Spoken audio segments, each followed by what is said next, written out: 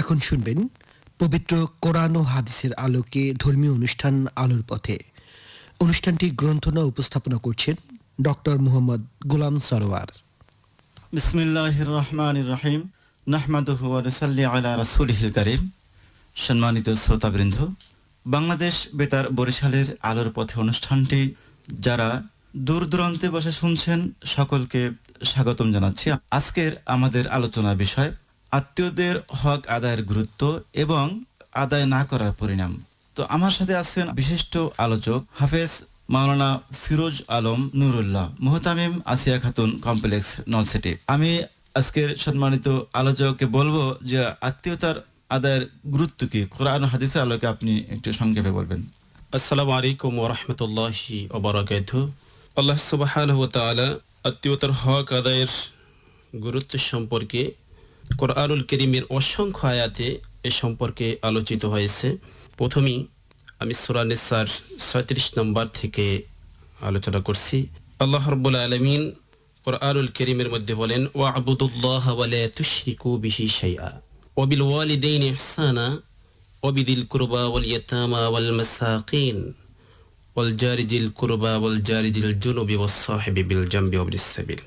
আল্লাহ রাব্বুল আলামিন বলেন, ওয়া'বুদুল্লাহ ওয়া লা তুশরিকু বিহি শাইআ, তোমরা আল্লাহর বন্দেগী করো, ওয়া লা তুশরিকু বিহি শাইআ, এবং আল্লাহর সাথে শরীক করবে না, ওয়া বিল ওয়ালিদাইনি ইহসানা, মা বাবার সাথে ভালো ব্যবহার করবে, ওয়া বিদিল কুরবা ওয়াল ইয়াতামা ওয়াল মাসাকিন, নিকট আত্মীয় ও এতিম মিসকিনদের সাথে সদ্ব্যবহার করবে।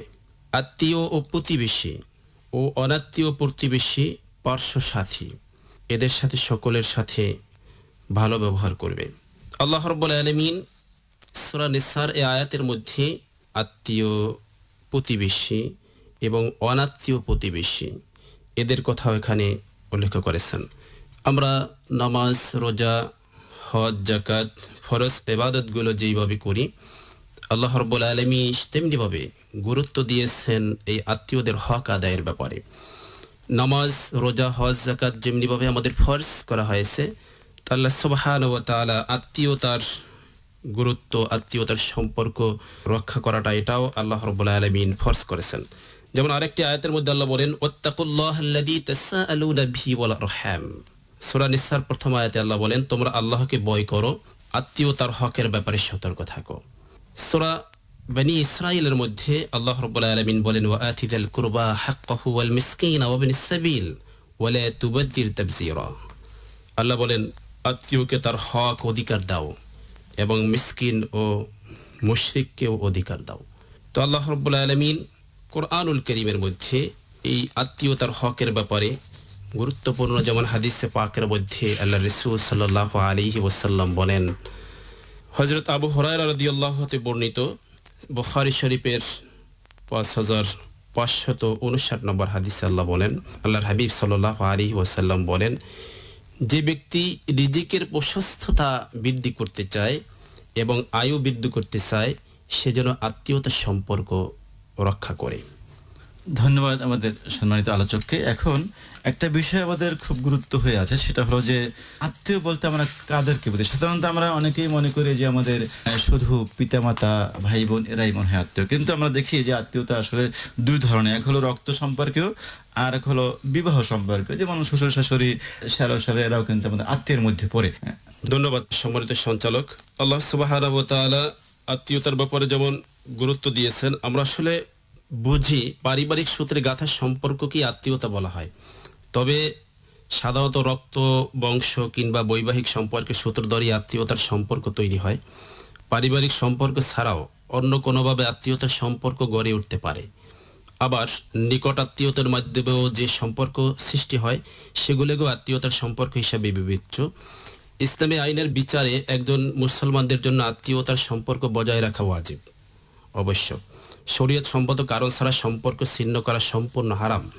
যেমন কোরআনুল কারীমের মধ্যে আল্লাহ রাব্বুল আলামিন সূরা মুহাম্মাদের 22 এবং 23 নম্বর আয়াতে বলেন, আল্লাহ বলেন, যদি তোমরা ক্ষমতা পাও তাহলে কি পৃথিবীতে তোমরা বিপর্যয় সৃষ্টি করবে এবং আত্মীয়তার সম্পর্ক ছিন্ন করবে? আল্লাহ রাব্বুল আলামিন এদের প্রতি অভিশাপ এবং অতঃপর তাদের বদির এবং দৃষ্টিশক্তিহীন করে দিবেন।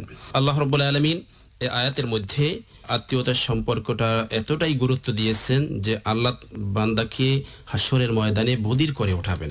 আমি একটু সংক্ষেপে একটু উত্তর বলবেন আমি আপনাকে একটু প্রশ্ন করতে চাই। সেটা হলো যে আমাদের সমাজে দেখি যে ভাই বোন, তারা যখন বোনের অধিকার, বোনের সম্পত্তি ভাইয়ের কাছ থেকে যেটা পায় পিতামাতার থেকে উত্তরাধিকার সূত্রে, সেক্ষেত্রে বোন যখন নিতে চায় ভাই তখন একটু নারাজি ভাব থাকে, এবং যখনই ওই বোন সম্পত্তি নিয়ে যায় তখন কিন্তু একটা সম্পর্ক ছেদ তৈরি হয়। এ ব্যাপারে আপনি সংক্ষেপে একটু বলেন। জি, যেখানে আল্লাহ রাব্বুল আলামিন প্রথমেই যেমন দেখেন বানি ইসরাইলের 26 নম্বর আয়াতে বললেন ওয়া আতিজাল কুরবা হাক্কাহু আল মিসকিন ওয়া ইবনাস সাবিল ওয়া লা তুবাযজির তাবযীরা, তোমরা আল্লাহকে ভয় করো এবং আল্লাহর ব্যাপারে সাবধান থাকো, আত্মীয়তার হকের ব্যাপারে সতর্ক হও।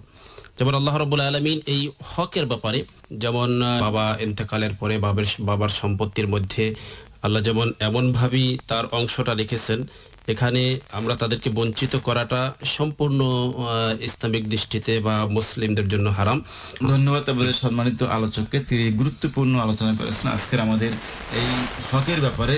তো আসলে আসুন আমরা আমাদের সমাজে আত্মীয়তার হক যেন ছিন্ন না হয়, কোরআন হাদিসের আলোকে যেন আমরা আত্মীয়তার হককে রক্ষা করতে পারি, তাদের সম্পর্কে ভালো ব্যবহার করতে পারি, তাদের অধিকার ফিরে দিতে পারি। আল্লাহ আমাদের সকলকে এই তৌফিক দান করুন। আমিন। আসসালামু আলাইকুম ওয়া রাহমাতুল্লাহি ওয়া বারাকাতুহু।